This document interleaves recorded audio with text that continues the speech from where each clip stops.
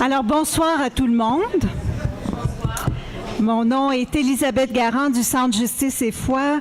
Donc, ça nous fait plaisir de vous accueillir ici à la Maison Bellarmine pour cette conférence publique, l'exploitation minière en Haïti, enjeux et réalités, qui est organisée par la Concertation pour Haïti. C'est tout simplement un mot de bienvenue. Mon plaisir de vous voir quand même nombreux par ce beau temps où on a le goût de rester à marcher à l'extérieur. Alors, pour une question quand même importante, on apprécie que vous soyez là. Je dis que quelques mots pour introduire notre animatrice de la soirée, Suzanne Loisel, que plusieurs d'entre vous connaissez, mais pour les gens qui ne la connaîtraient pas, une fidèle amie d'Haïti depuis de longue date.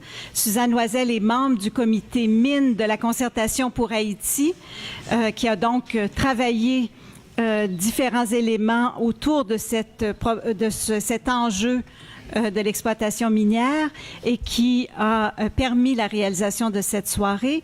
Suzanne a été pendant presque 30 ans à l'entraide missionnaire où plusieurs d'entre nous l'avons connue.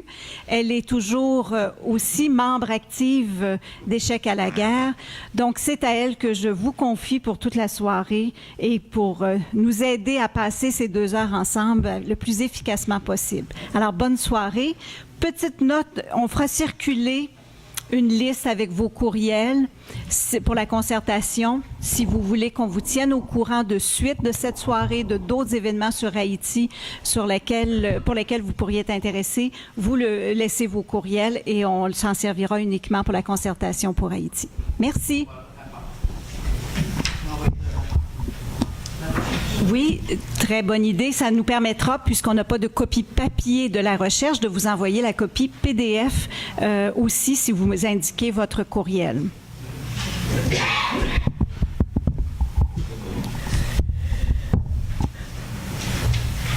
Merci, Élisabeth. Merci de l'invitation de participer à cette soirée que nous avons préparée de longue date, faut-il le dire. Alors, bienvenue à chacun, à chacune. C'est un sujet, évidemment, sur lequel on ne lit pas probablement tous les jours, sur les enjeux miniers en Haïti. Alors, je pense que ça va être l'occasion ce soir de se familiariser avec ce dossier, essayer de comprendre l'implication du Canada dans ce dossier, de comprendre aussi, j'espère, le mouvement social important en Haïti autour des enjeux miniers et de réfléchir sur notre responsabilité comme citoyens, citoyennes par rapport à la politique étrangère canadienne. Alors, d'entrée de jeu, Élisabeth a mentionné que cette soirée, en fait, était un peu sous la responsabilité, accueillie par le Centre Justice et Foi, qu'on les remercie chaleureusement, mais sous la responsabilité de la Concertation pour Haïti. Peut-être un mot très bref sur la Concertation pour Haïti, parce que peut-être que plusieurs d'entre vous ne connaissaient pas la Concertation. Elle a été fondée en 1994, donc ça fait déjà plus de 20 ans que des organisations de la société civile, des syndicats, des groupes de défense des droits humains, des groupes de coopération internationale, aussi des membres individuels se retrouvent sur une base assez régulière pour suivre l'évolution de la situation en Haïti, mais aussi intervenir dans une perspective de solidarité avec les luttes du peuple haïtien. Et Dieu sait que ce sont des luttes de longue haleine, et pour nos amis d'Haïti, mais aussi pour les partenaires avec les amis d'Haïti. Donc, cette concertation, dans le cadre de ses travaux, suit de très près l'évolution de la situation politique, économique, sociale, culturelle en Haïti, et intervient dans la mesure de ses possibilités sur des dossiers touchant les violations des droits humains, la politique étrangère canadienne, etc.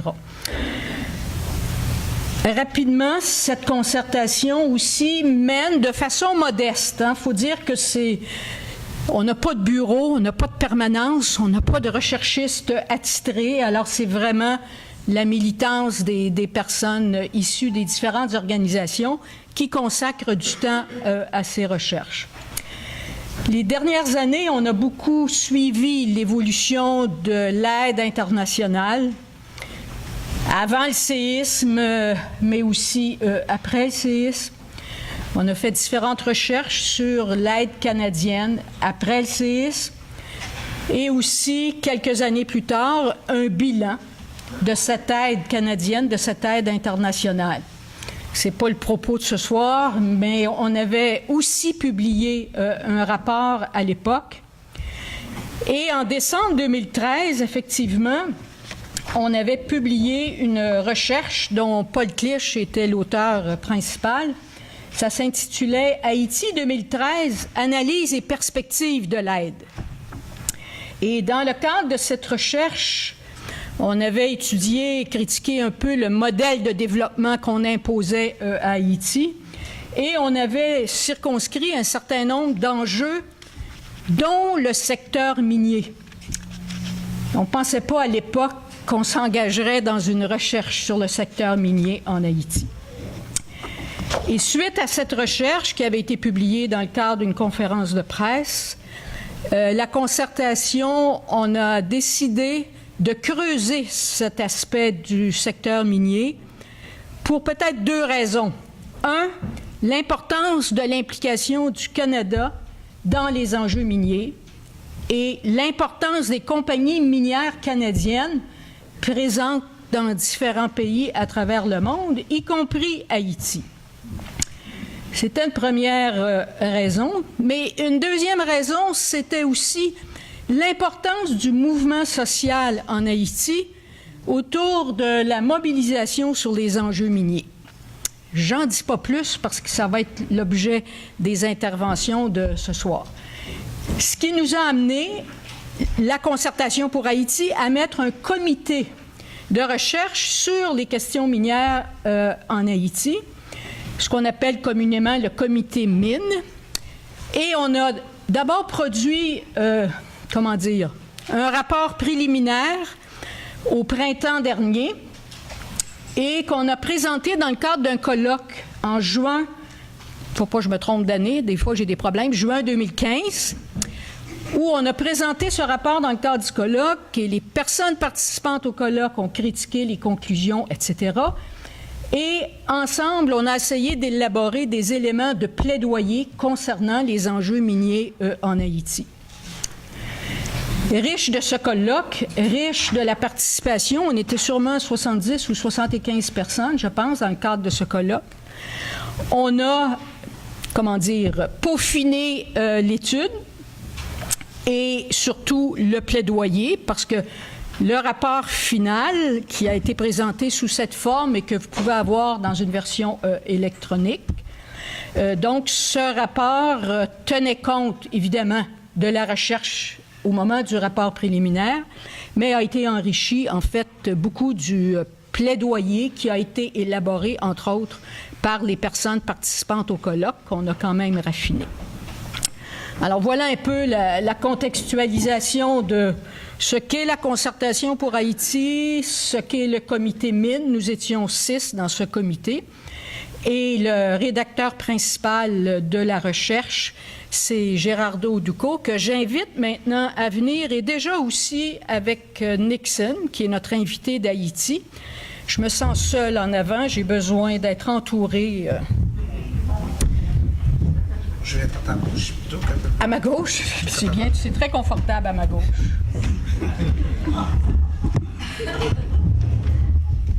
Alors, j'ai le plaisir de vous présenter notre collègue du comité mine, dont l'auteur principal du rapport, donc Gerardo. Une petite précision, la publicité sur beaucoup de sites et de communiqués électroniques, etc., le présentait comme un juriste. Alors, on l'a appelé maître un certain temps, mais on a réalisé que ce n'était pas le cas. Alors, Gerardo est de formation, une formation en anthropologie.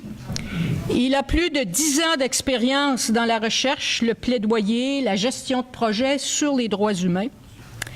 De 2004 à 2012, il a été chercheur et responsable du dossier Haïti à Amnesty International et au secrétariat international qui est basé à Londres. Et comme je vous disais, c'est le rédacteur principal du rapport on va vous présenter avec plaisir. Alors, merci Gérardo. Donc, permettez-moi juste de la mettre debout. Je me sens plus à l'aise.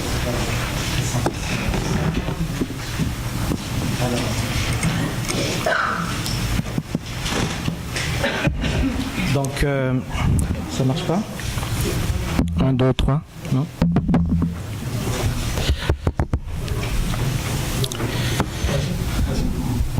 Un, deux, trois, voilà. Alors, donc ma présentation, je vois des visages j'ai croisés ici en janvier dernier et en juin. Donc, je changeais un peu le modèle pour pas que je me répète. Mais si j'ai fait des erreurs ou je dis des choses qui sont pas exactes, vous pouvez peut-être me reprendre. Donc, on va parler du développement minier en Haïti, les états des lieux et les enjeux. Et on se pose la question, en fait, pour les nouvelles générations d'Haïtiens, est-ce qu'il y a eu des mines en Haïti?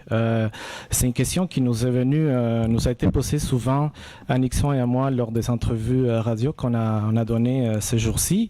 Et effectivement, en Haïti, on n'est pas étranger à l'exploitation minière. En fait, il n'y a eu que deux expériences récentes, donc la mine de Mémé, dans le département du Nord-Ouest, et qui était une mine de cuivre. Elle a existé elle a été exploitée pendant 11 ans. Et à Miragoâne, donc la bauxite pour la fabrication de l'aluminium exploitée par Reynolds. Donc toutes les deux, il y en a une qui s'est arrêtée en 1971 et l'autre au début des années 80. Donc depuis lors, il n'y a pas eu vraiment d'exploitation des mines métalliques. Il y a toujours eu l'exploitation des carrières qui continue, donc de manière permanente. Et il y a aussi l'exploitation de l'or de manière artisanale, donc dans des communautés comme la Couève, dans le département du Nord-Est. Donc, il faut dire que Cédrin, c'était une filiale d'une compagnie canadienne. Donc, les sociétés canadiennes étaient présentes en Haïti tout au long de l'histoire de l'exploitation minière. Donc, pour faire un peu l'état des lieux, l'instance qui s'occupe de décerner les permis miniers aux sociétés étrangères, c'est le Bureau de mines et de l'énergie qui est sous tutelle du ministère des Travaux publics, des Transports et des Communications. Et en 2012, cette instance-là a émis 3 permis d'exploitation. Les premiers permis, en fait, délivrés depuis que Reynolds a fermé ses portes en 1982. Donc, il y a parmi les bénéficiaires de ces permis, il y a 2 compagnies canadiennes, Eurasian Minerals qui est basée à Vancouver. Elle a obtenu l'exploitation du terrain, de la propriété Grand Bois pour l'exploitation de l'extraction de l'or, qui est à cheval entre les départements du Nord et de l'Artibonite. Il y a VCS Mining, qui est une compagnie privée, donc elle n'est pas cotée en bourse, et basée à Delaware, un État qu'on connaît pour ses flexibilités en matière d'imposition et taxation, et peut-être évasion fiscale aussi. Donc, ils ont reçu les permis pour les sites de Morne et Bossa, à cheval encore sur les 2 départements, donc Nord et Nord-Est. Et finalement, Ressources Majescor, basée à Montréal, qui, elle, a obtenu donc la propriété Somine dans le Nord-Est. Il faut dire que Majescor, c'est des parties de ses parts. Il ne garde qu'un 10 à 15% d'intérêt dans la propriété Somine. Donc, voilà les 3 premiers permis d'exploitation. Et ces compagnies-là, en fait, ont eu le feu vert des autorités en Haïti sans que le peuple ait été consulté, sans que même les parlements aient été consultés. Donc, on aura l'occasion de développer davantage sur cette problématique-là. Voici ce que ça donne plus ou moins sur une carte. Donc, en rouge, vous avez les permis d'exploitation qui ont été octroyés en 2012.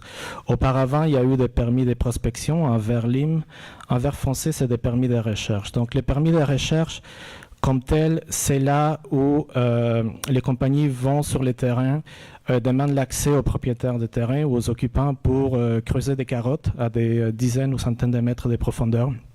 Et on essaie d'estimer finalement la teneur en métaux. Les permis de prospection, c'est vraiment, en fait, ça s'est fait en surface, donc il n'y a pas trop d'altération du sol ou du sous-sol. Mais vous voyez, ça couvre environ 2800 km² pour un pays qui en fait 27 000 km², donc c'est plus de 10%. Donc les permis d'exploitation comme tels, si on les met ensemble, ils couvrent 120 km². Juste pour vous donner une idée, c'est l'écart de l'île de Montréal. Exactement, l'île de Montréal a 500 km², donc un quart serait occupé par des mines si on met les trois permis, les trois territoires octroyés à des sociétés minières, un à côté de l'autre. Ces territoires-là sont, en fait, ils sont situés dans 11 sections, ils touchent 11 sections communales, qui est la plus petite division administrative en Haïti, et ça affecterait environ 150 000 personnes, donc ça fait quand même pas mal de monde qui pourrait être affecté. Ça, c'est sur les sites même, donc il y a, je n'ai pas tenu compte de communautés qui seraient aux alentours et qui seraient touchées par les routes ou les transports du minerai, les va-et-vient. Donc les intérêts, en fait, ce qu'on a on n'a pas découvert, mais on souhaiterait exploiter l'or, les cuivres et l'argent. Il y a d'autres métaux rares aussi qui sont présents dans les sous-sols haïtiens. Voici une carte donc, où vous avez les permis d'exploitation en rouge, en orange, et les sections communales en vert, mais j'ai mis aussi les bassins, en fait les rivières, pour montrer en fait l'impact que ça aurait sur les bassins versants de la plaine du Nord. Donc, c'est une plaine qui est fertile et qui fait déjà, en fait, fertile, mais aussi qui a des enjeux. La population fait face à des enjeux majeurs en termes d'approvisionnement de l'eau. Donc, il y a de gros risques pour que le développement minier, ce serait des mines à ciel ouvert, ait un impact encore plus négatif et l'accès à l'eau devient encore plus problématique pour les familles, les paysans surtout, en fait les gens qui vivent de l'agriculture dans cette région-là.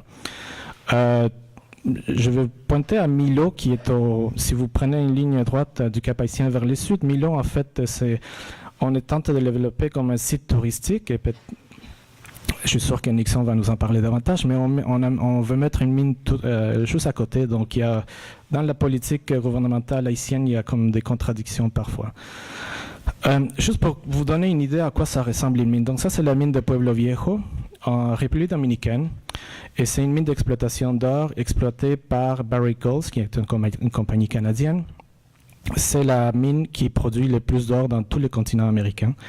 Et en fait, c'est la même veine qu'on trouve en République dominicaine et qui s'étend dans les massifs du Nord jusqu'en Haïti. La mine, d'un bout à l'autre, dans sa longueur, fait 11 km². Donc, si vous prenez cette mine-là et vous la superposez sur l'île de Montréal, ça équivaut à l'avenue Papineau de la rivière des Prairies jusqu'au fleuve Saint-Laurent. Donc, tout ça, c'est occupé par une mine dans le sens de la longueur. Alors, imaginez-vous l'impact que ça va avoir sur le terrain, combien de familles vont être affectées par une exploitation de la sorte. Il y a en fait une problématique, toute une démarche qui a été entamée par les gouvernements haïtiens de Martelly. Ça a commencé sous Préval, mais c'est surtout Martelly qui a mis la pédale dans le fond, comme on dit, pour attirer les investissements étrangers et passer à faire en sorte que le développement minier ou l'exploitation des minerais contribue au développement d'Haïti. Suite au tremblement de terre, le gouvernement avait élaboré les plans stratégiques de développement d'Haïti, dans lesquels on vise à faire d'Haïti un pays émergent en 2030. Donc, il y a trois aspects ou trois étapes qui sont rattachées directement avec le développement du secteur minier. D'abord, on propose une réforme de la loi minière en cours. La loi actuellement, en fait, c'est un décret émis par Jean-Claude Duvalier en 1976, mais qui fait office de loi. Donc, on veut le réformer pour permettre, pour que ce soit plus avantageux pour les compagnies étrangères.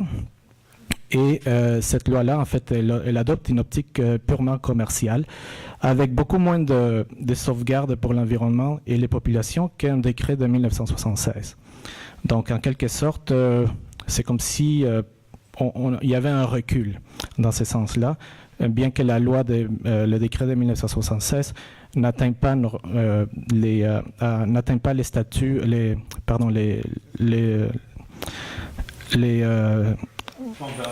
standards, oui, c'est ça, merci, les standards internationaux en termes de protection des populations et de l'environnement.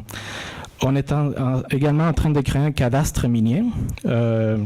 Donc ça, et malheureusement, l'accès à l'information à ces sujets-là est très limité.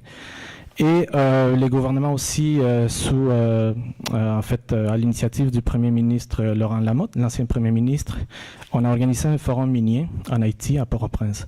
Ces trois volets-là, en fait, font partie d'un projet qui a été démarré ou qui a été subventionné par la Banque mondiale. Et des gens de la Banque mondiale, donc des technocrates engagés par la Banque mondiale, des experts internationaux, se sont penchés sur la rédaction du nouveau projet de loi. D'autre part, le gouvernement haïtien aussi a entamé des ententes bilatérales avec le Chili et l'Équateur pour la formation d'étudiants en géologie au niveau de la maîtrise, étant donné que l'école de géologie à l'Université d'État d'Haïti avait fermé déjà depuis quelques années. Donc, il manque cette expertise-là pour comprendre vraiment les potentiels miniers du pays. Mais donc toutes ces démarches-là ont eu lieu en 2012 et en 2013 pour le forum minier. Mais il faut tenir compte qu'actuellement, il n'y a pas d'exploitation minière comme telle parce que, en fait, une des raisons, c'est que les Sénats, ou les tiers du Sénat, qui étaient en fonction à ce moment-là, en février 2013, a émis un moratoire sur l'exécution des permis miniers. Donc, depuis lors, les compagnies qui ont obtenu ces permis d'exploitation ont arrêté les activités. On s'occupe seulement de la manutention des sites.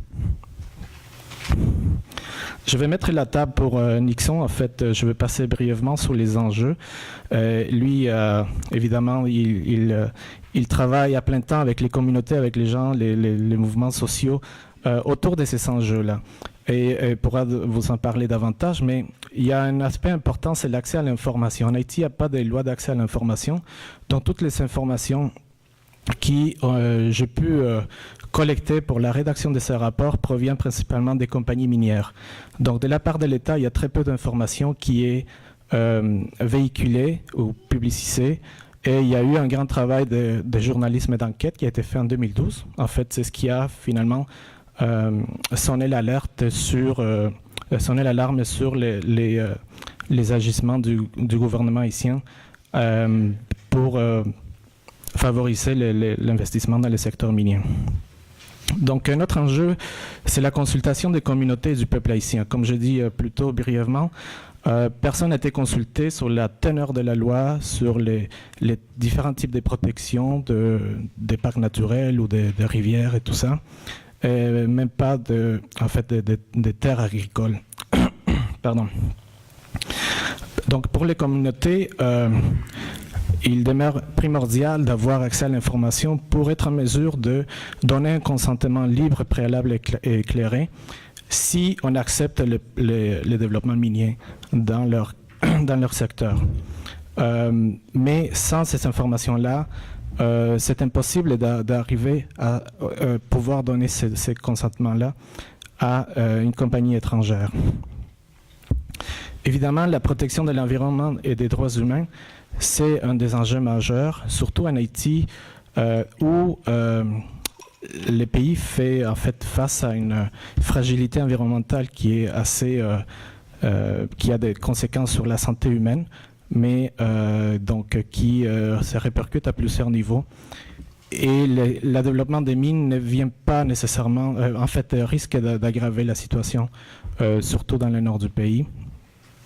Il y a également un autre enjeu qui, peut-être il va falloir travailler davantage dans le futur, c'est la protection des futurs travailleurs du secteur minier. Si jamais on développe ce secteur-là, à l'heure actuelle, le Code du travail n'a aucun type de mesure spécifique pour les travailleurs de ce secteur. Donc tous ces enjeux-là, tous ces types de protections qu'il faut mettre en place, c'est la responsabilité de l'État haïtien. Et là, on pourrait en parler davantage, peut-être lors de la période de discussion, sur les faiblesses de l'État haïtien pour justement protéger l'environnement, protéger les travailleurs, protéger les droits humains et même informer les communautés qui seraient touchées par les projets miniers. Donc, il y a lieu de se questionner pourquoi sommes-nous interpellés par le développement minier en Haïti. J'ai mentionné tantôt que les compagnies canadiennes étaient présentes en Haïti déjà dans les années 60-70 et on exploitait les cuivres, mais ils ont maintenu quand même un engagement au cours des années 80-90. Peut-être il y en a qui se souviennent de la société Sainte-Geneviève qui était basée à Montréal, qui avait des intérêts miniers en Haïti, bien que pour diverses raisons, il n'a jamais réussi à exploiter en fait, la concession qu'on lui avait donnée. Il faut tenir compte que le Canada, en fait, accueille 60% des compagnies minières à l'échelle globale, donc du monde, ont un siège social ici au Canada. Combien de minutes? 5, OK.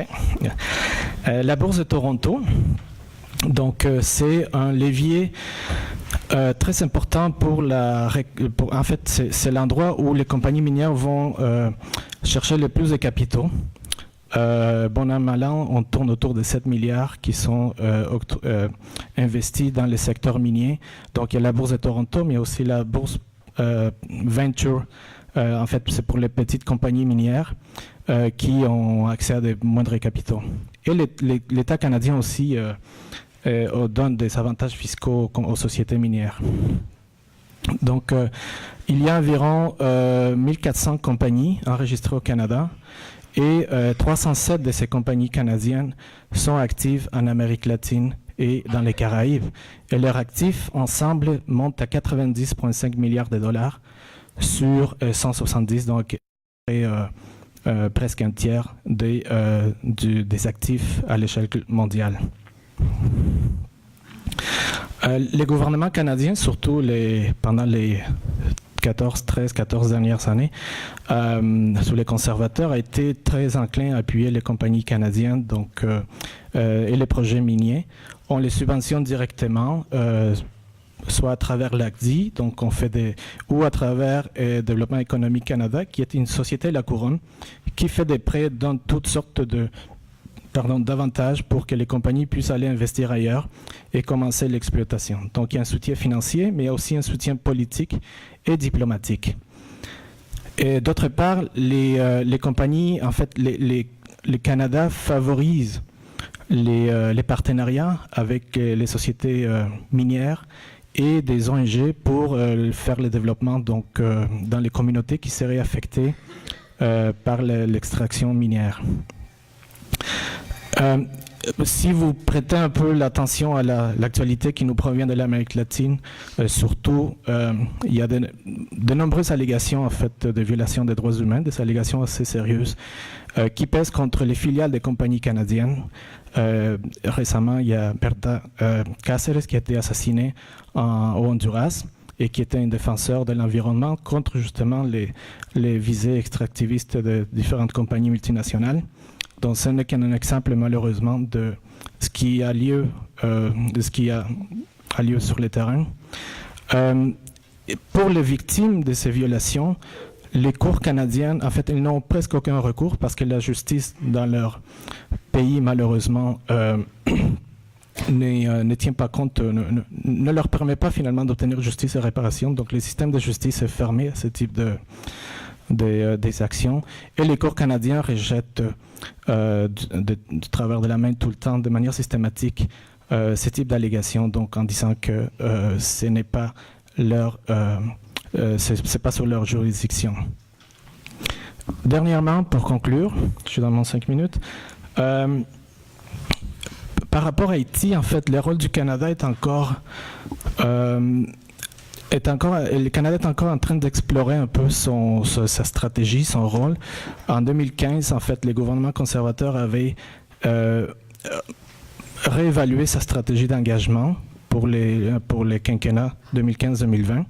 Mais là, il y a quelque chose qui, quand même, nous fait sourciller, qui nous pousse finalement à rester attentifs à ce que le gouvernement canadien va faire en termes de coopération internationale vis-à-vis Haïti. On cite l'exploitation minière comme un secteur crucial pour le développement d'Haïti et du secteur privé.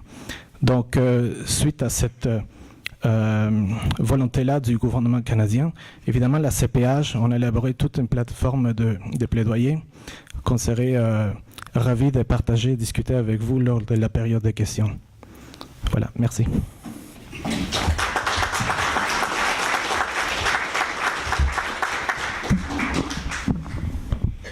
Alors, merci Gérardo pour cette présentation de l'état des lieux, un peu le portrait des compagnies minières en Haïti, le rôle du gouvernement canadien, l'esquisse sur une hypothétique nouvelle stratégie de développement pour 2015-2020. J'ai oublié de vous dire en introduction pour le format de la soirée, parce que peut-être qu'il y a des personnes qui ont déjà des questions à poser à Gérardo. Je vous demanderai peut-être d'être patient et patiente. On va passer immédiatement à l'intervention de Nixon. Et après, on aura la possibilité d'échanger sur à la fois les propos, les questions que vous portez sur les questions qui sont soulevées là, au cours des présentations. Il n'y aura pas de pause ce soir, mais libre à vous de vous lever discrètement, d'aller prendre du café, de l'eau chaude pour les personnes plus âgées comme moi. Mais sinon, parce qu'on envisage de finir à 9 heures, et si vous voulez continuer d'échanger après. Alors, ça va. Alors, ça me fait plaisir maintenant de vous présenter Nixon Bumba, qui est un des partenaires privilégiés du comité mine de la concertation pour Haïti, avec qui on a eu des liens de partenariat pendant tout ce cheminement de recherche. Alors, Nixon, il est sociologue et militant pour la justice sociale en Haïti. Je ne veux pas le vieillir, mais depuis une quinzaine d'années, il travaille dans le domaine de la défense des droits humains, entre autres pour la défense des groupes très marginalisés. Ils sont nombreux en Haïti. Mais pour l'intérêt de notre propos ce soir, il est le fondateur du collectif Justice Mine en Haïti, qui a un rôle d'information, de mobilisation des communautés particulièrement affectées par les projets miniers en Haïti. Je te laisse la parole parce que c'est toi qui as le goût d'entendre et non pas moi. Bon, merci Suzanne et merci à tout ce beau public, tous ces bons publics et de lesquels je connais pas mal de personnes, beaucoup de personnes que j'aimerais bien rencontrer et que je rencontre ce soir. Et je remercie à la concertation pour cette opportunité, mes amis qui sont là et avec nous pour assister à cette présentation. Comme Suzanne vient de l'introduire, avec une petite correction, je ne suis pas fondateur, je suis membre d'une organisation fondatrice du collectif. C'est-à-dire, c'est un travail vraiment collectif et ça a été, moi je suis envoyé à travailler sur cette question par une décision organisationnelle. Donc, le collectif, c'est un regroupement d'organisations haïtiennes et dans ce regroupement, il se trouve des organisations syndicales, comme Bata Ouvrier, peut-être beaucoup d'entre vous connaissent, des organisations paysannes comme peut-être Collectif Paysans Haïtiens, des organisations de droits humains comme Commission Justice et Paix, GILAP, et des organisations de droits humains comme la POHDH, aussi des organisations populaires comme l'organisation que je représente, MODEP, Mouvement démocratique populaire, et des organisations paysannes, notamment dans toutes les communautés où nous travaillons. Alors, et c'est toujours un plaisir pour moi de parler de cette question, mais j'en parle avec beaucoup d'inquiétude, avec beaucoup de préoccupations, parce que justement, on n'est pas en train de parler d'une campagne de lavage des mains qu'on a connue en Haïti il y a plusieurs années. Tous les mois d'octobre, on fait une campagne pour se laver les mains. Mais on s'attaque à des enjeux un des plus monstrueux au monde. Et pour mener cette lutte-là, on a besoin de la solidarité, on a besoin du concours des militants, des mouvements de toute la planète. Alors, on parle d'Haïti ce soir, mais on pourrait en parler, par exemple, de la Colombie. On pourrait en parler de l'Honduras, dont Et d'où vient Berta Cáceres qui vient d'être assassinée parce que justement, elle se battait contre l'installation d'une installation hydroélectrique pour alimenter une mine. Bon, en tout cas, on parle d'Haïti et pour faire ma présentation, je vais faire quelques mots d'introduction et notamment placer quel contexte on est en train de travailler sur cette question-là. Tout le monde qui est là, vous savez très bien qu'Haïti a été frappé par une des plus grandes catastrophes du monde. Donc ce petit pays, caractérisé par une injustice sociale structurelle, plus que biséculaire, plusieurs d'entre vous là, dans cette salle ont travaillé sur ces questions-là, marqué par des exclusions de plus en plus décriées, et tous les livres en font état. Et ce petit pays, frappé par cette catastrophe, a été aussi la cible d'une grande épidémie de choléra qui a tué à peu près plus de 10 000 personnes et plus de 1 million ont été obligés d'aller se coucher sur les lits d'hôpitaux parce que justement ils ont été. Donc ça c'est Haïti. Haïti, suite à ce terrible tremblement de terre, qu'on a constaté qu'il y a eu des élans de solidarité un peu partout dans le monde. Et sans lequel peut-être il aurait peut-être difficile de se relever parce que cette solidarité a été à un moment assez substantielle. Cependant, on a constaté aussi un déploiement de force, une tentation de manière démesurée pour profiter de cette situation de catastrophe, de choc, pour imposer au pays des politiques des plus meurtrières par exemple, comme proposition pour la reconstruction et le relèvement du pays. Donc, il y a un ensemble de documents qui ont été élaborés. Bon, le dernier en date, Gerardo en a fait mention, c'est le plan stratégique pour le développement d'Haïti, dans lequel il y a eu 4 stratégies prioritaires pour le développement et faire d'Haïti un pays émergent. C'est d'abord, bon, c'est la plus vieille, c'est le développement des zones franches, donc c'est-à-dire qu'il faut profiter de la main-d'œuvre à bon marché.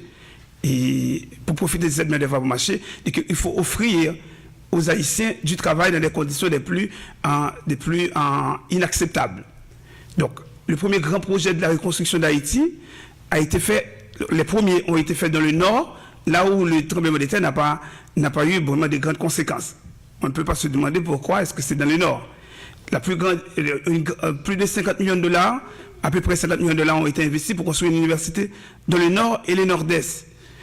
Donc, on a vu qu'il y a un replâtrage du territoire en vue de le permettre de plus attractif aux investissements directs à l'étranger, notamment à travers l'exploitation des forces de travail dans les zones franches.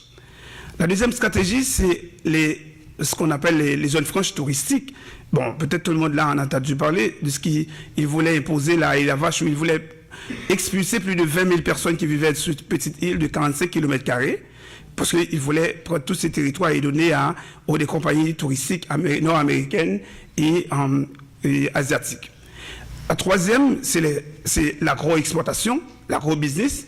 En même temps qu'on importe de la banane en République dominicaine, mais c'est les 1000 hectares de terre de l'État qu'on a attribués à Jovenel Moïse comme entrepreneur pour développer toute une exploitation de bananes avec les fonds de l'État et en même temps 2 ans plus tard qui devrait devenir le président de la République. Donc, ça c'est la troisième stratégie. Et le quatrième point, donc, sur lequel on va s'attarder davantage, c'est sur l'exploitation des ressources naturelles, notamment des mines. Et quand on parle des mines, et Gerardo vient de souligner, on n'a pas de mines métalliques en exploitation, mais les mines de carrière, les mines de marbre, par exemple, comme c'est le cas dans le nord-ouest à Mont-Saint-Nicolas, et les mines de tous les flancs de Morne dans l'ouest, à Port-au-Prince ou à Monacabri.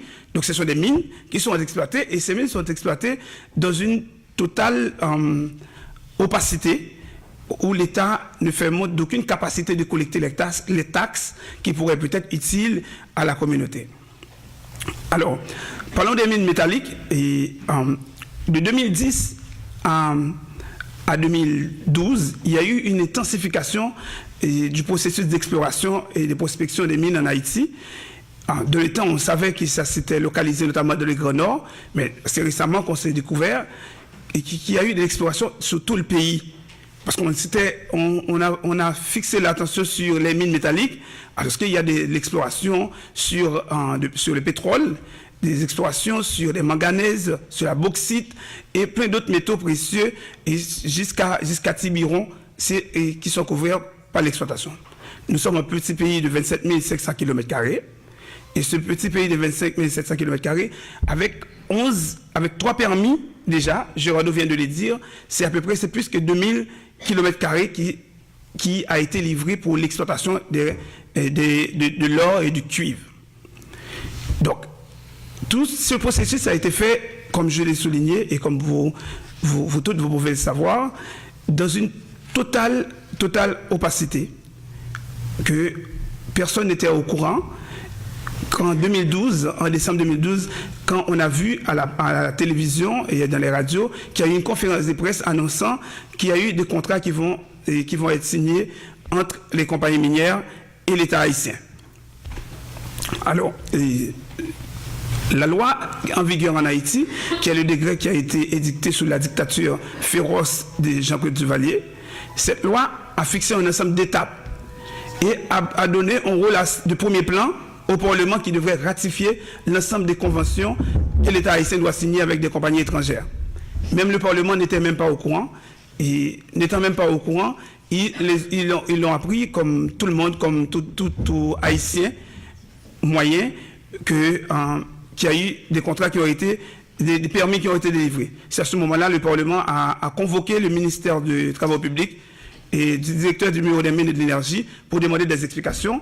Ça a soldé par un spectacle assez macabre où le directeur des mines du bureau des mines et de l'énergie s'est fondu en larmes en disant qu'il ne savait pas qu'il allait causer autant de torts, autant de crimes à la nation après avoir délivré ses permis. Bon, ça, vous pouvez trouver sur YouTube. Si vous cliquez, je n'ai rien à ajouter sur ça. Alors, on veut parler ce soir sur les districts minières, sur les enjeux les enjeux et la réalité en Haïti. Donc, tout le monde peut savoir c'est quoi la réalité en Haïti, mais je vais m'attarder un peu plus sur les enjeux. Bon, ce qui m'a étonné, j'avais une interview à la radio avec Gerardo, le journaliste qui est un Haïtien, très fier de vous dire, bon, nous sommes riches, nous avons beaucoup de richesses, beaucoup de ressources.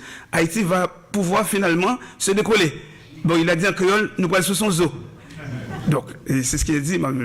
J'ai pris du temps pour dire, vous allez être vraiment déchantés, parce que justement, si les pays qui sont riches en ressources naturelles, si ces pays-là, si on prend l'exemple, par exemple, du Congo, l'un des pays les plus riches en ressources naturelles, en matières premières, donc vous savez tout, qu'est-ce que représente le Congo?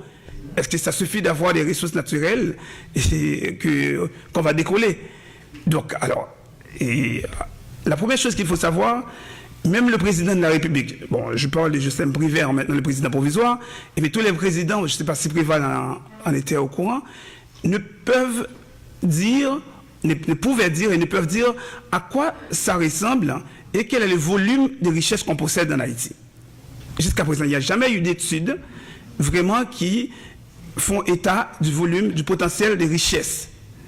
Donc il y a eu des recherches qui ont été faites au cours des années 70 avec le PNUD, mais ces études n'ont pas pu achever parce que Duvalier voulait contrôler tout et on n'a pas vraiment un état des lieux sur les mines existantes. Les seules informations dont on dispose, c'est les informations produites par les compagnies minières intéressées elles-mêmes et ces informations font état qu'on a dans le sous-sol à peu près 20 milliards de dollars américains et ces 20 milliards font battre des cœurs parce qu'on va être un pays très riche avec les 20 milliards. Mais on ne dit pas, on ne dit jamais que ces 20 milliards, c'est ces 20 milliards qui vont être exploités sur 25 ans. C'est-à-dire qu'il faut 25 ans pour exploiter les 20 milliards. Et quand on prend 25 ans, donc 20 milliards, c'est-à-dire c'est moins de milliards par année. Bon, vous êtes, et beaucoup d'entre vous qui évoluent dans la diaspora, vous savez que les chiffres de la BRH en Haïti disent que la diaspora, tous les ans, envoie plus de 2 milliards de dollars en Haïti. Donc, c'est-à-dire que si vous développez, est-ce qu'on ne peut pas plutôt se tourner vers ces 2 milliards et mieux gérer ces 2 milliards pour développer le pays? Donc, c'est les 20 milliards sur 25 ans.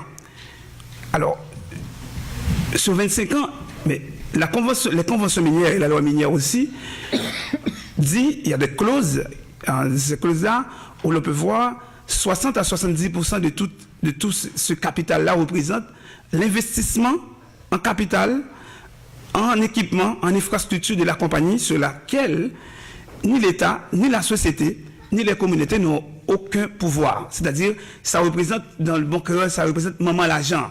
Donc cet argent, donc c'est pas un argent qui nous est revenu parce que justement, ça représente le capital de départ de la compagnie. Donc il en reste 7 à 8%, soit 30 à 40%, soit 7 à 8 milliards de dollars américains. Et comment cet argent va être reparti? Donc c'est la loi minière qui fixe les modalités. La loi en vigueur, c'est la loi de 1976 qui dit les royalties, les taxes doivent totaliser pour l'État haïtien et la société haïtienne 2,5%. C'est 2,5% de tout de ces 7 ou de 8 milliards de dollars américains. Donc, mais là, il faut aussi ajouter qu'avec les réformes du code d'investissement qui ont eu lieu en début des années 2000, notamment en 2002, pour attirer les investissements directs d'étrangers, on a dû créer un ensemble de facilités. Parmi ces facilités, c'est des exemptions fiscales, des impôts pour les compagnies qui veulent investir en Haïti et les compagnies minières vont en profiter. Donc, dans la réforme qui est en train de se faire pour changer les codes miniers, on a légèrement augmenté ça à 4%. Donc, on a fait des calculs pour voir que l'ensemble des retombées, si on prend l'aspect économique de la question, pendant les 25 ans, ça va être totalisé à peu près 870 millions de dollars américains pour l'État haïtien, pour les 25 ans. De comparer au coût, l'exploitation minière va engendrer des coûts sociaux, des coûts environnementaux, des coûts économiques. Parce qu'il faut savoir que l'exploitation minière va être faite sur des surfaces. Pour le Véro, qu'on avait visité il y a tout récemment, ça mesure en longueur 11 km². Vous voyez, 11 km². C'est-à-dire toute cette surface, c'est des surfaces sur lesquelles des personnes vivent. Donc, pour les 3 permis qui ont été délivrés, Girardeau vient de donner une approximation à peu près 150 000 personnes vont être touchées. C'est des personnes qui vont être directement touchées. Donc, c'est des personnes qui travaillent sur ces territoires-là. Donc, c'est-à-dire, on va expulser toutes ces personnes qui vivaient de l'agriculture, qui vivaient de l'élevage, et toutes ces personnes vont devoir quitter l'endroit où ils travaillent pour se retirer et pour donner la place à l'installation des mines. Donc, ça va avoir des conséquences directement sur le chômage, parce que jusqu'à présent, l'agriculture, malgré il n'y a pas d'investissement, malgré la libéralisation à outrance qu'on a connue en Haïti depuis le début des années 80, l'agriculture représente la plus grande pourvoyeuse d'emplois en Haïti, avec une contribution de plus de 26% du PIB national. Donc l'agriculture va être la première impactée. Non seulement on va utiliser beaucoup d'espace, mais aussi l'exploitation minière, notamment les mines à ciel ouvert, ça va s'attaquer à la faune, à la flore, et ça va s'attaquer aux nappes phréatiques qui servent à alimenter l'agriculture. Donc le cadre physique, le cadre environnemental qui sert pour la reproduction de la vie de tous ces gens-là va être impacté. Il faut savoir aussi que nous sommes, tout le monde le sait, nous sommes un des pays de la Caraïbe avec un relief des plus difficiles.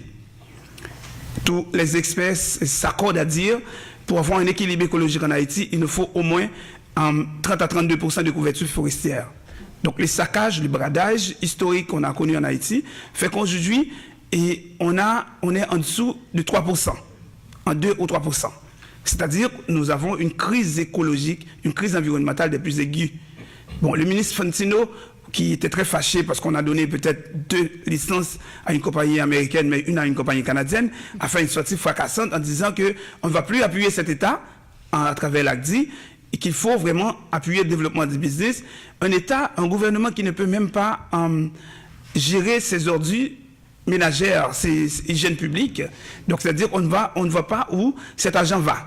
C'est-à-dire, c'est pour dire l'état dans lequel on se trouve en termes de gestion, de fatras, et tout le monde le sait, on en a parlé juste avant la présentation.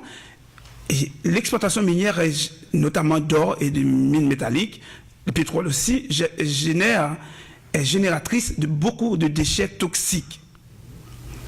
Donc, les experts qu'on a rencontrés, les expériences qu'on a connues dans d'autres parties du monde, font état qu'une compagnie minière produit tous les jours plus de 70 tonnes de déchets toxiques. Comment on va gérer tous ces déchets-là? Où est-ce qu'on va mettre on va stocker tous ces déchets-là? Ajouter à cela, dans des pays comme Honduras, dont on a parlé un peu tout à l'heure, et on a constaté que des cheptels de bétail des paysans ont été totalement décimés après que ces animaux-là ont bu l'eau du fleuve. On vient de la République dominicaine, on a vu des squelettes de vaches, des squelettes de bétail. Ces bétails-là, ils en ont bu parce qu'ils ont bu l'eau du fleuve contaminé et ils sont morts tout de suite après. Donc, vous voyez, donc qu'est-ce qu'on est en train de faire quand on dit que l'exploitation minière doit être une stratégie prioritaire pour faire d'Haïti un pays émergent? Bon, il y a d'autres aspects qu'on veut, quand on parle des enjeux qu'il faut en tenir compte. Par exemple, c'est la consommation en eau. Alors, la consommation en eau, j'ai parlé tantôt de l'épidémie du choléra, qui a été introduite par les troupes népalaises de la MINUSTAH, mais en même temps, le choléra a eu une propagation assez rapide parce qu'il y a eu des conditions sociales, des conditions d'hygiène, des conditions dans lesquelles les gens vivent qui ont favorisé cette propagation. Bon, les mines, en termes d'eau, c'est une grande consommatrice d'eau. Donc, consommatrice d'eau d'usage, par exemple en Haïti, les gens, ils ont bu l'eau qui coule des sources, mais aussi l'eau des services, les fleuves, l'eau qu'on peut utiliser pour faire l'agriculture aussi. Donc, il y a un expert américain qui a calculé tous les jours la quantité d'eau dont une mine à ciel ouvert a besoin tous les jours. C'est la quantité d'eau d'une famille paysanne. Une famille paysanne en Haïti, c'est une famille totalisant à peu près 8 à 10 personnes. Donc, la maman et le papa, le cousin et le frère, ou les 5 ou les 6 enfants. Donc, c'est à peu près 10 personnes. Donc, c'est la quantité d'eau qu'on a besoin pour 25 à 30 ans. C'est la quantité d'eau consommée par jour. Consommée pour faire marcher les mines, mais aussi consommée en termes de contamination. Donc, vous voyez, donc, quand on parle des enjeux, c'est de ça qu'on parle. On parle d'un peuple qui, pendant longtemps, avait un ensemble de revendications de justice sociale pour avoir accès aux besoins les plus fondamentaux pour son existence. C'est de ça qu'on parle quand on parle aujourd'hui. Mais les compagnies et le gouvernement s'amusent tout le temps à faire des propagandes en disant que donc les mines, c'est comme si les mines constituent non seulement les leviers stratégiques, mais est synonyme de développement. Parce qu'on va créer d'emplois. Parce que justement, aujourd'hui, tout le monde qui est en Haïti, actuellement, c'est qu'une des demandes de la population, c'est d'avoir du travail, d'avoir un emploi. C'est-à-dire, on calque sur des demandes existantes pour dire qu'on va faire ces propositions. Bon, l'emploi, ça c'est, comme je viens de le dire tout à l'heure, donc ça va être le premier saccagé. Et les conditions dans lesquelles les gens vont travailler dans les mines en Haïti, c'est les conditions de salaire les plus exécrables. On s'est battu comme des bêtes sauvages pour 200 gouttes en 2009. Et on a finalement donné 125 gouttes et finalement peut-être dans certains endroits, on donne 200 gouttes. Mais aussi les risques que courent les travailleurs dans les mines. Et Denise, qui a travaillé pendant longtemps sur ces questions avec les syndicats et sur le code du travail, peut-être peut me démentir tout à l'heure. Donc, il n'y a pas vraiment des mesures spéciales parce que, justement, il n'y a pas eu de mines en exploitation. Donc, ces travailleurs, et les études ont montré aussi, les mines créent du travail au début pour l'installation. Parce que pour l'installation, il faut creuser des mornes, il faut creuser des chemins. On va créer ce qu'on appelle des travaux à haute intensité de main-d'œuvre. Et ces travaux à haute intensité de main-d'œuvre, c'est du travail précaire, mesuré sur les salaires de misère, le salaire minimum. Mais aussi, c'est les gens qui travaillent pendant 15 jours, après, on n'a plus de travail. Mais une fois que la mine s'installe, on va avoir besoin des techniciens ou des travailleurs très, très, très qualifiés. Donc, on n'a pas en Haïti. Gérardo vient de le dire. L'école de géologie qu'on a eue s'est fermée la porte depuis au début des années 80. Il n'y a même pas de spécialistes. D'autres enjeux sont liés, par exemple, à la situation de corruption qu'il y a en Haïti. je ne sais pas si vous savez très bien que le processus de l'exploitation minière a été accéléré en 2010 et 2012. 2010-2012. 2010-2012, c'est un pays qui a eu c'est une décision des administrateurs qu'on appelait dans le mouvement social des administrateurs coloniaux, avec Clinton comme co-président de la CIRH et Jean-Max Bellerive comme co-président. Hillary Clinton avec toute la puissance, tout le pouvoir, toute la mainmise sur la politique, au point qu'ils ont viré des élections et ont mis leur poulain au pouvoir. Et on va se rendre compte très récemment, en 2013-2014, qu'une des compagnies qui a eu des permis d'exploitation, c'est une compagnie dirigée par le frère de Mme Clinton. Sur le conseil d'administration de cette compagnie est assis Jean-Max Bellerive. Vous comprenez? C'est-à-dire, on n'est pas en train de parler du business, comme on dit, le business, on fait du business, mais on est en train de parler du processus de bradage, de pillage, concocté en utilisant l'argent du contribuable, ses positions de pouvoir pour le faire. La corruption, ça c'est M. Baudin qui a négocié les permis pour l'État haïtien à travers le ministère de l'Économie et des Finances, une fois sorti du ministère et devenu consultant pour une des compagnies qui a eu les permis. Donc, c'est-à-dire quand on parle de ça, et la corruption, vous le savez, la corruption devient une monnaie courante partout, mais en Haïti, il suffit d'avoir été dans le pouvoir après 6 mois qu'on puisse construire la plus grande maison et dans n'importe quelle zone à Port-au-Prince, parce que justement, c'est une vache laitière, on s'en abuse à sa guise. Donc, la corruption, et il y a aucune mesure qui a été adoptée pour contrer la corruption. Je pense que... Non? Ça va, je suis à la veille de vous dire 5 minutes. 5 minutes, d'accord. C'est pas encore rendu là. Ok, d'accord. Donc, et une des choses qu'il faut savoir, que l'exploitation des mines, l'exploitation des ressources naturelles, c'est quelque chose qui marche de pair avec la corruption. Partout, la leçon que nos camarades de plusieurs pays nous ont prodiguée, c'est qu'il ne faut pas laisser entrer des mines. Une fois que les mines entrent, les compagnies entrent, la première chose, ils divisent les communautés.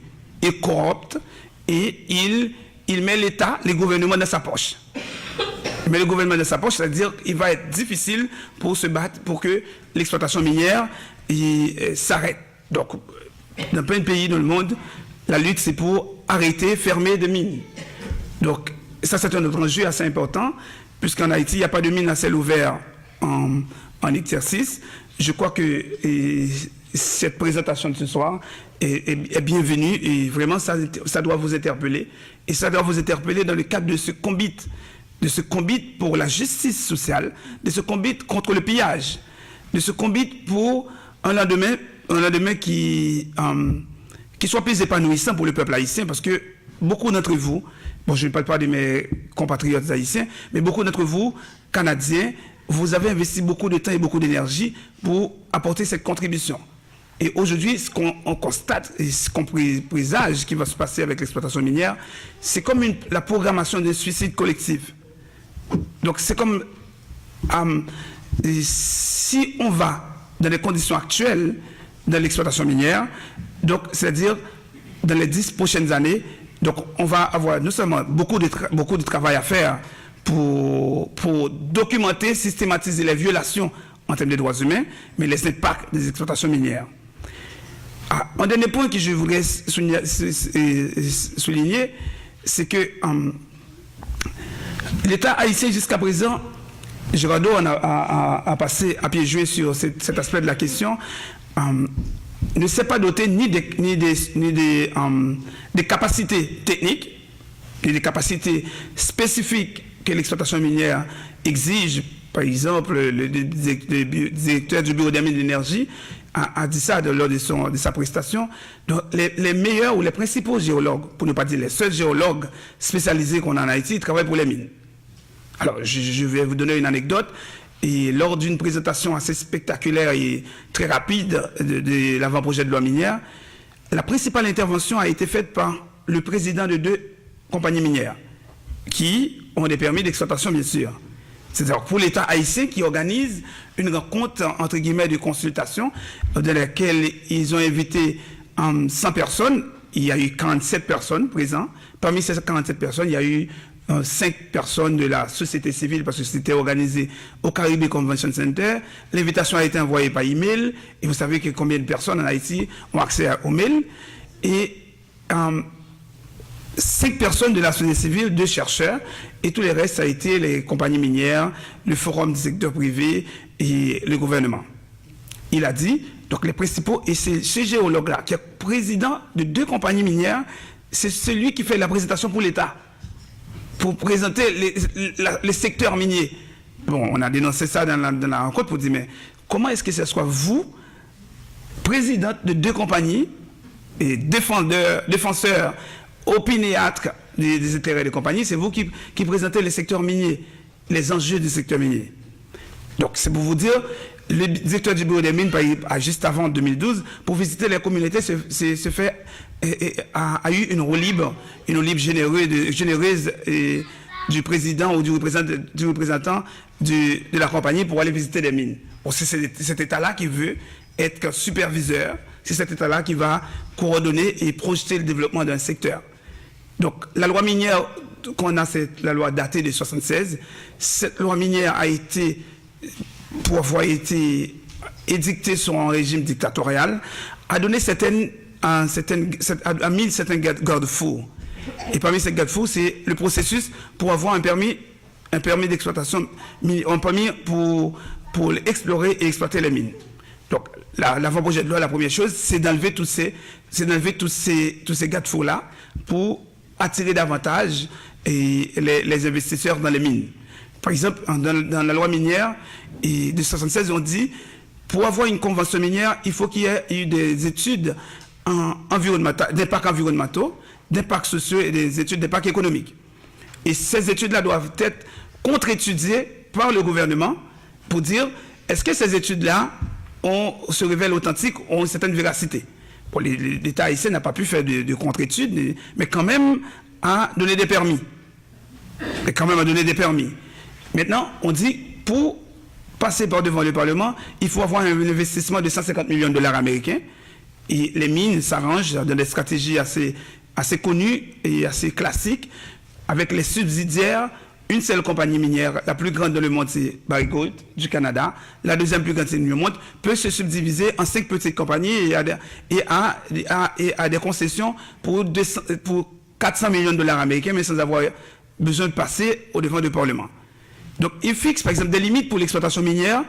En Haïti, on dit qu'on peut commencer à exploiter des mines avec toute la nocivité à 50 mètres de où les gens vivent.